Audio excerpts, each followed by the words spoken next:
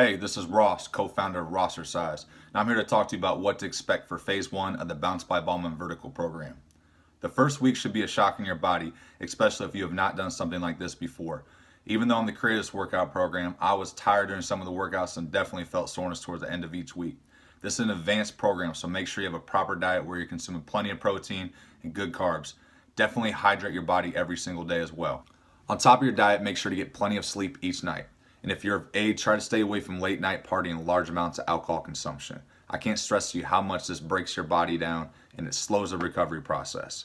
Properly heal your body. The better recovery you get, the better results will show during this 4-week phase. I can promise you that. Now that we've talked a little bit about diet and nutrition, let's talk about the workout itself. Make sure to record the amount of reps and weights that you did for each exercise because this is key for each week to gradually build as we go.